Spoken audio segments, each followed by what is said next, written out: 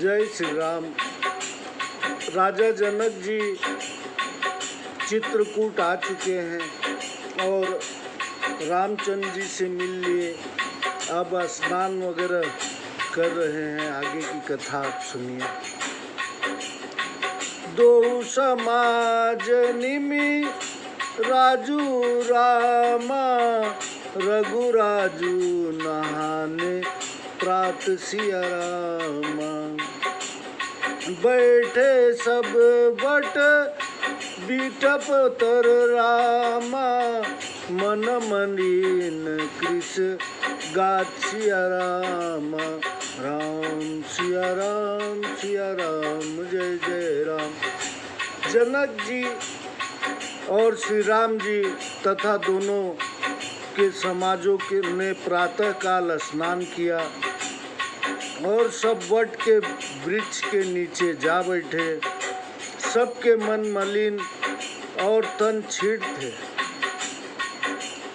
जे महिषुर दशरथ पुरवासी, जे मिथिलापति नगर निवासी। हंस वंश गुर जनक पुरोधा, जिन जग मगु पर मारथु सोधा। जो ब्राह्मण अयोध्या और जनकपुरवासी थे तथा सूर्यवंश के गुरुजी और जनकपुर के पुरोहित, जिन्होंने जगत के परामर्श मार्ग ढूंढ लिया था, लगे कहन उपदेश अनेका। सहित धर्म नय विरति विवेका। कौशिक कही कही कथा पुरानी, समुझाई सब सभा सुबानी। वे सब धर्म नीति वैराग्य और ज्ञान युक्त अनेक उपदेश देने लगे। विश्वामित्र जी ने पुरानी कथाएं कहकर सब सभा को मधुर वाणी से समझाया। तब रघुनाथ कोश कही कहेऊ, नाथ काली जल बिनु सब रहेऊ। मुनि कहू चित कहत रघुराई, गयऊ बीती दिन पहर अढ़ाई।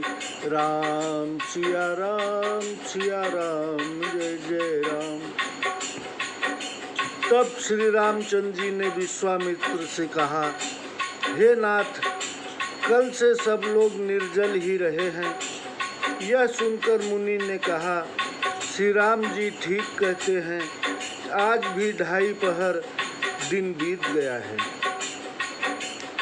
ऋषि रुख लखी कह तेरहु तिराजू, यहाँ उचित नहीं असन अनाजू। कहाँ भूप भल सब ही सुहाना, पाई रजायसु चले नहाना। ऋषि विश्वामित्र की इच्छा देखकर राजा जनक जी कहने लगे कि यहाँ अन्न का भोजन ठीक नहीं है। राजा का यह कथन सबको अच्छा लगा। तब सब आज्ञा पाकर स्नान करने चले। तेहि अवसर फल फूल दल रामा, मूल अनेक प्रकार सिया रामा। लई आए बन चर विपुल रामा, भरी भरी कावरी भार सिया रामा। उसी समय वन में रहने वाले भील अनेक भांति के फल फूल पत्ते और मूल आदि बड़ी बड़ी कावरों में भर कर ले आए। कामद भेगिरी राम प्रसादा, अवलोकत अप हरत विषादा। सरसरिता वन भूमि विभागा जनुमगत आनंद अनुरागा। राम सिया राम जय जय राम। पर्वत राम जी की कृपा से मनचाही वस्तु देने वाला हो गया। वह दर्शन मात्र से ही सब दुख दूर करने लगा। वहाँ से सरोवर, नदियाँ, वन और भूमि में मानो प्रेम और आनंद उमड़ रहा हो। बेली बिटप सब सफल सफूला, बोलत खग मृग अली अनुकूला। राम सिया राम जय जय राम। तेहि अवसर बन अधिक उछाहू, त्रिविध समीर सुखद सब काहू। राम सिया राम जय जय राम। लताएं और वृक्ष फल फूलों से लदे हैं। पक्षी पशु और भौरे अनुकूल बोलते हैं। उस समय वन में बहुत आनंद छा गया। सबको सुख देने वाली शीतल मंद सुगंध वायु बहने लगी। जाई न बरनी मनोहरताई, जनु मही करती जनक पहुनाई। तब सब लोग नहाई नहाई, राम जनक मुनि आय सुपाई। उस समय वहाँ की सुंदरता कहीं नहीं जा सकती। मानो भूमि जनक जी की पहुनाई कर रही हो। तब सब लोग स्नान करके रामचंद्र जी जनक जी को और मुनि की आज्ञा पाकर देखी देखी तरु बर अनुरागे, जहाँ तह पुरजन उतरन लागे। दल फल मूल कंद विदिनाना, पावन सुंदर सुधा समाना। सुंदर वृक्षों को देख देख कर प्रेम पूर्वक जहाँ तहाँ ठहरने लगे। अनेक प्रकार के पत्ते, फूल, मूल और कंद सुंदर, पवित्र और अमृत के तुल्य हैं। सादर सब कह राम गुरु रामा, पठे भरी भरी भार सिया राम। पूजी पितर सुर अतिथि गुरु रामा, लगे करन फर हार सिया रामा।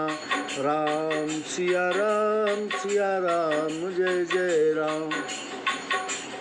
गुरु वशिष्ठ ने दलियों में भर भर कर सबके पास भेजे।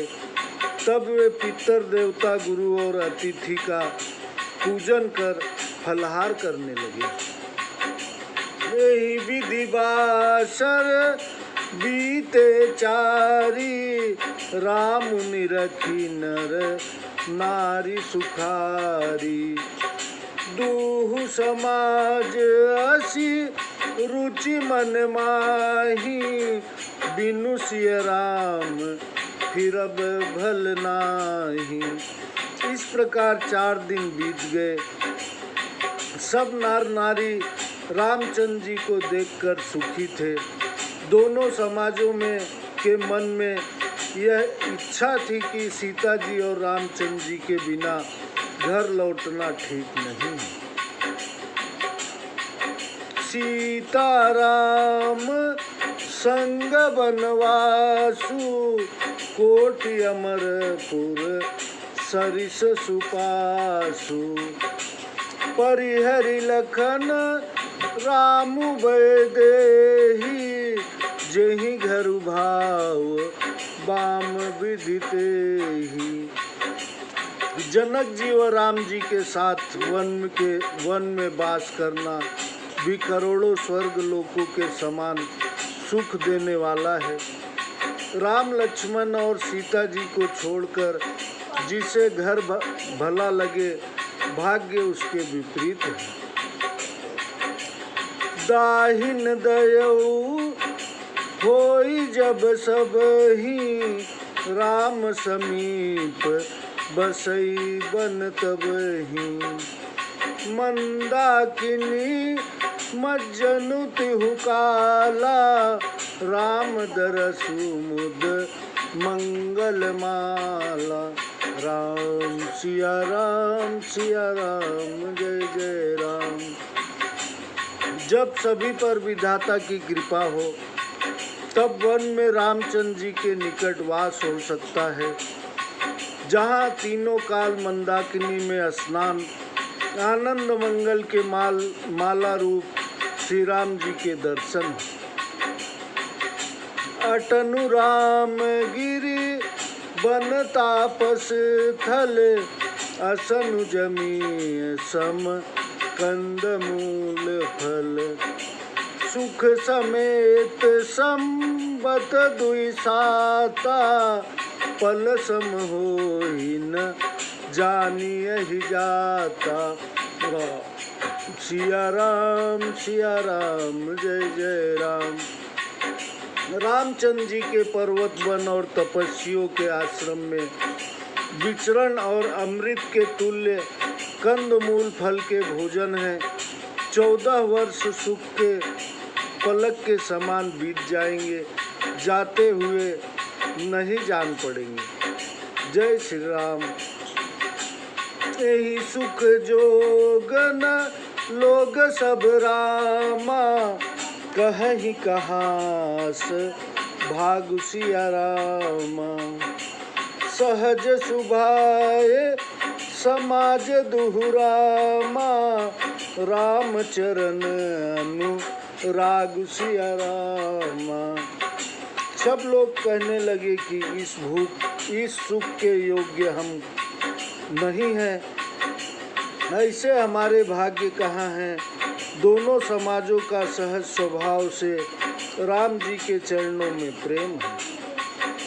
यही विधि सकल मनोरथ करही, बचन सप्रेम सुनत मन हरही।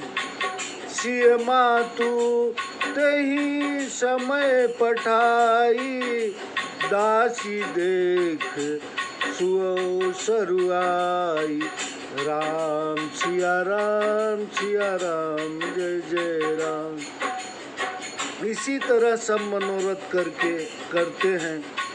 ऐसे प्रेम युक्त वचन सुनते ही मनों को हर लेते हैं।